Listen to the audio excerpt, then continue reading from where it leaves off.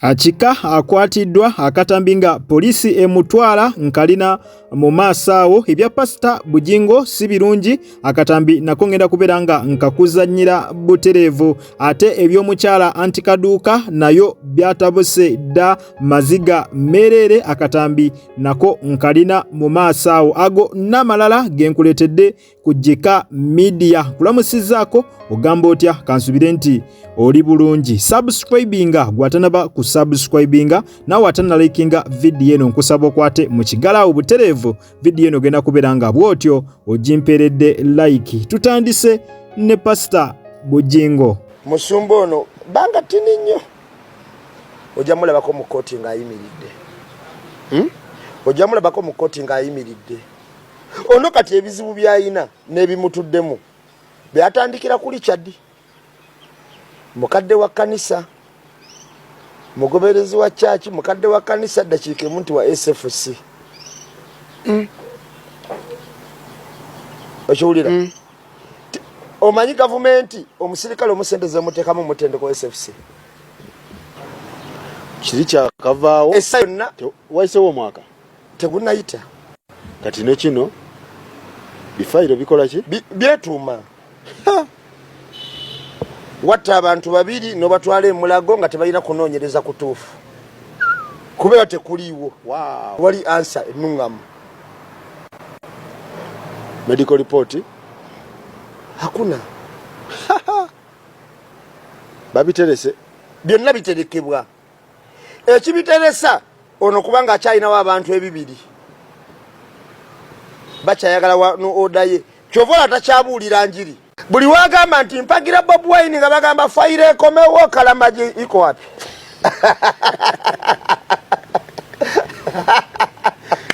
banonye Allah sakwa zinonye ojja balaba bonna kila muntu oba omuntu yakutuka oba yagwa n'afa naye nga yafiira wuwo oyina obeera ku kido kuba kyekikukakkanya kyokka buli olijira ne bagamba ddala ng'olina ebyokufiirwa olina mu kulinnya buli ojja ne bagamba nti nga baga gwe fayiro ogera okuwulira nti bagenze fayiro omulamuzi agiyise ate bakakolereza mu mawulire era amawulire gekatandika New Vision omuto omunene kundi bamuyise tebafuna bwenkanya nga bagamba wowe famire yagundi teyafuna bwenkanya kyobola bakati Pastor Bugingo takyasobola kubuulira ntu yonna eteredde Pastor Bugingo ava yayogera ku mwanyi kati owulira wano webagambye esitudde enkundi famire yafiiriddwako omuntu wayo esitudde okimanye endigene yafiiridde wa Bugingo eyinza okuba bambi yatuuse mu ggulu ngerowooza Kyagulanyi kyawandiikibwa kiri mu Bayibuli kubanga kyabadde awulira katuuti fayire ezo baaba kakati olwaleero mwami Bugingo ono takyayinza kubuulira njiri yaabwe akatonda eyeeyimiridde Bugingo ali matigga takyasobola kubuulira njiri yaabwe akatonda eyeeyimiridde enjiri alina kukola kintu ekyo kubuulira byabufuzi kubanga watawana byabufuzi asibwa wayogerera amazima asibwa kati ali ku mpingu ezo ali ku mpingu era nja kubuulira olaba awo House of Prayer Ministries awo bw'aba yagulawo nga kituufu yasasulawo wawe wajja maliriza nga batuttewo nkubuuliridde wano oligamba omusajja namukyaza ku pano mpingu ali ku mpingu yes abutereevu nsonga nno za Pastor Bugingo zikyakutte wansi ne waggulu ensonga nno bwe zityo bwe ziri kansubire omwami oyo mumwewuliriddeko agamba ewa Pastor Bugingo essaawa yonna bibijja essaawa yonna byandiba ebibi era yandyekuumidde mu kubeera nga awagira gavumenti otherwise mbu gavumenti basirikidde bingi ebya Pastor Bugingo era n'agezaava mu gavumenti mbweriko kandi mujjutuka si bigambo byaffe si bigambo bya mukutu ogwa Jika Media katambi ndowooza ova kulabika nga okerabirako bwentyo nenkujjayo nenkutwala butereevu era ewa Pastor Bugingo kankulaga akatambi esaala njiwulidde baganda bange esaala njiwulidde nange ndi musumba naye nange njitidde oba ni yakuvumye obani yakutomedde oba bikiri wabulidde obani yakuletedde olugambo oba wasomye comments naye omutima gubambi munyiikaavu era gulinga gwamenyese wabala Saala yonkambwe alinze mirembe kino kiwuleko fena tulina byetuyiseemu tulina byetutomedde naye kano kaba kabonero nti omuntu akooye kaba kabonero nti omuntu akooye bugingo tukoowa tuli bana b'abantu tulina omubiri guno mubiri gukoowa ojja kunsonyi olulimi lwange mnyankole naye ngezaako okukola Luganda guno mubiri gukoowa musumba bugingo wakooye lwaki ngamba nti wakooye waliwo kye bayita sabatiko kigambo sabatiko kyabaweereza ba Katonda nti bwokoowa get some rest era bw'obeera mu mafuta mangi waliwo sometimes bwe gakutta omubiri gukoowa n'otuuka n'okufa bara ne bafa bugingo wakooye akabonero akasooka kati byoyogera tofaayo oba nti biri mu byawandiikibwa oba biri line up n'ebyawandiikibwa ky'olya ky'ofulumya buli paasita alina mu ggwanga including me bakutya anayogera agenda kuvumibwa okyamutya katuuti ojja kumwogerera it's okay naye nze zize mu mirembe Saala gye wasabye enkambwe tesabibwa musajja wa Katonda tesabibwa akkiriza mu Katonda tesabibwa ayatumibwa Katonda kubanga ayatutuma gwe bayita Yesu yagamba taata basonywe abamukuba empi basonywe abamufumita basonywe abamuwanulira malusu basonywe tebamanyi kye bakola abo bakuvumye abagaliza social media obubi abakwagaliza obubi lwaki gwe tobasabire Saala taata basonywe tebamanyi kye bakola n'obakulumira emirambo tomanyi nti kyosiga kyokungula tomanyi kyosiga emirambo tugivanga mu maka gaabwe yosinsigo togisize mukama baseerere balabe ennaku balabe bafe bubi eyo sinsigo kati bwe nedda gy'oli ng'ogikungudde oliwulira otya ate ng'oli musajja wa Katonda sabatiko gaganda badde amagezi amalungi. Yes, buterevo yono ye Bishop kansubire ebigambo bye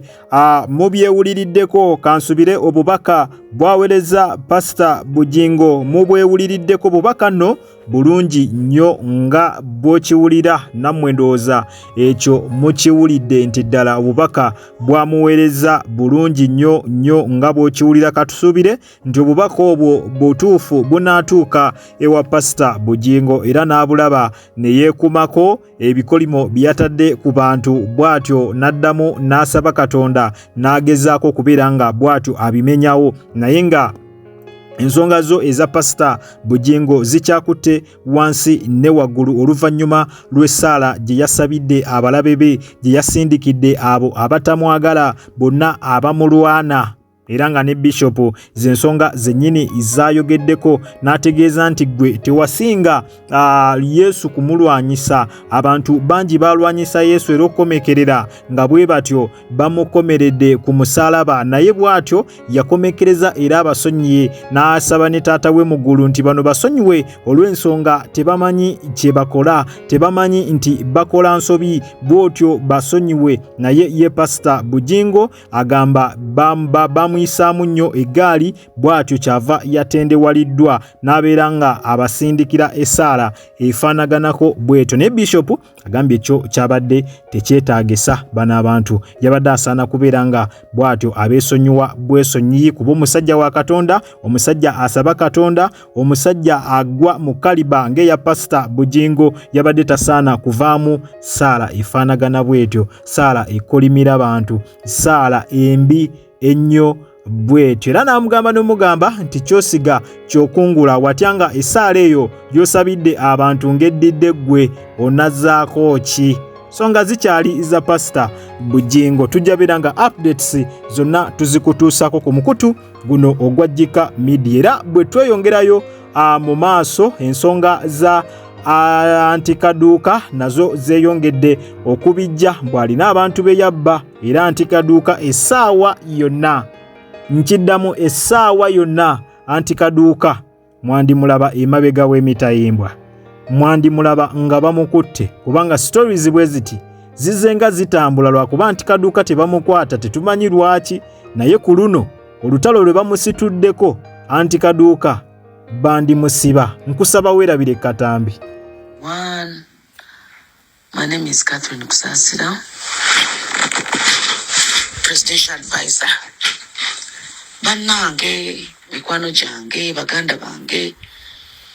nebaza bodyguard wange antadde mu group eno, ampitiddemu ebintu bingi bannange. Nembulira ninga obandoota oba kiki sikitegeera. Kubanga obulumi bw'abantu, ssente y'omukubi w'ekyeyo, ssente y'omwana ali mu kiyumba, ssente y'omwana ali mu kubonaabona, eruma ng'ogiwadde omuntu n'agibba nanga takoledde ky'oyagala. Bannange, nze yali abaddeko e Bulaaya ne mpulyeko ku kyeyo nga bwe kibonyabonya, nendaba abantu nga bwe babonaabona kunoonya ssente yaabwe. Omuntu alya ssente y'omukubi w'ekyeyo, bannange kiba kibi nnyo. Tomanye oba osaana oba kukola ki. Kale ffe tuli basabizi ba misango, naye Katonda yekka,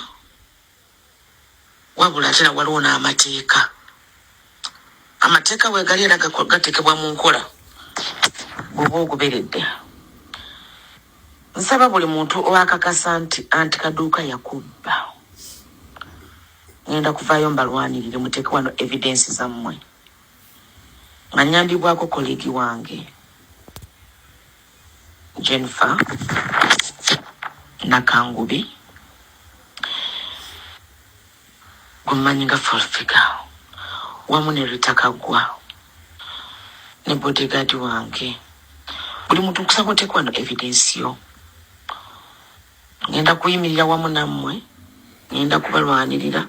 paka lwe tukigusa nga mufunye obwenkanya. Akakati ka audio ako kova okulabika nga munnange owuliriza ka audio yabadde WhatsApp voice note. Kigambibwa nti waliwo WhatsApp group eyatandikiddwawo era bwetyo neeterwamu abakyala nga Catherine Kusaasira, neeterwamu abakyala nga Fulufiga n'abalala bangi nnyo ddala. Nga lwaki ensonga lwekino kyakoleddwa, ensonga erimu nnyo bakadaama, era group eyo ejjudde bakadaama era be bakutte abantu abo ba Catherine Kusaasira ne Fulufiga ne babagattamu ku nsonga ezigambibwa nti omukyala Anti Kaduuka yabba bakadaama bangi nnyo era mu ssente ze yababba baabazeebazeemu nga ziwerera ddala obukadde 600. Anti Kaduuka ku ssente mbuze yakabba ku bakadaama ziwera millions 600 bwe babalaabalamu, era bakadaama mwe bali bangi nnyo mu gurupu bazenga bekubira enduulu wabula nga tebabawuliriza. Mbu era ne Anti Kaduuka mbu yeekweka, mbu yadduka, era bano kwe kuvaayo ne bateekamu omukyala Fulufiga mu nsonga zino, ne bateekamu ne Catherine Kusaasira mu nsonga zino, babayambeko basobole okubeera nga bwe batyo bafuna justice, basobole okubeera nga bakwata Anti Kaduuka asobole okubaddiza ssente zaabwe. Catherine Kusaasira abasabye ekintu kimu, bamuleetere bujulizi bwokka bw'ayagala, screenshot nga omukyalo ono wamusindikira ssente ze baagala zokka basobole okubeera ng'ono bamuteeka emabega w'emitayimbwa. Kinajjukirwa nti Anti Kaduuka ono emabega keeyo giweze kati n'emyaka ng'etaano ng'omukyalo oyo ateekayo obuvidiyo ng'agamba kadaama gwali ebweru nsobola okutandikira bizinensi n'engimaneginga nembeera nga gwe nkuweereza magoba buli lunaku. Kakati nno bakadaama bwe batyo batandika okubeera ng'omukyalo ono bamuweereza ssente zaabwe abatandikire bizinensi. Mbu yalya ziri bizinensi zeyakolako zaali ntono nnyo era nga ze yalya ze zaasinga obungi nga bamuweereza ssente n'azirya. Abalala mbu n'abatandikira bizinensi, amala otandika bizinensi n'agiwamba n'agitwala. Era omukyalo ono adiringa n'ebyamataka bw'atyo n'abamupiininga mu nsonga z'ettaka okubanga yabafera nabo bayitirivu nnyo nga bw'okiwulira. Kwegamba ensonga zo zikyakutte wansi ne waggulu, naye nga ye Anti Kaduuka gye binaggwera yandibanga agenda kuba nga akwatibwa, era bakadaama ababbibwa bwe batyo bandibanga justice bagenda kubeera nga bagifuna ng'ono omukyala bw'atyo amaze okuba nga akwatibwa. Geego nno amawulire ge tubadde tulinawo wano ku Jika Media. Nyongera okujjukiza tubadde ku Jika Media era nga gwe wenna atanaba kulabika nga osubscribinga genda maaso subscribinge.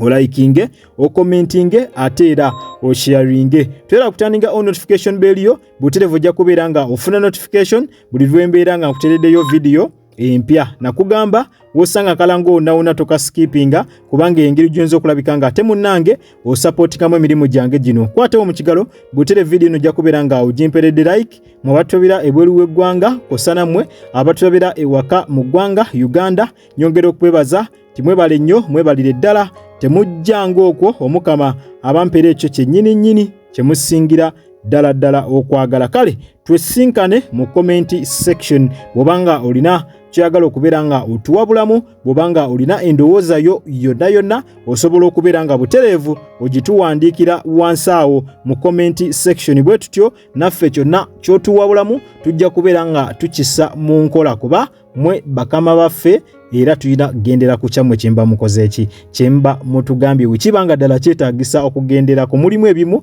nga tetujja bigenderako mwattu. Kale munzikirize mberekereze akuume atakumira mpeera. Mweraba.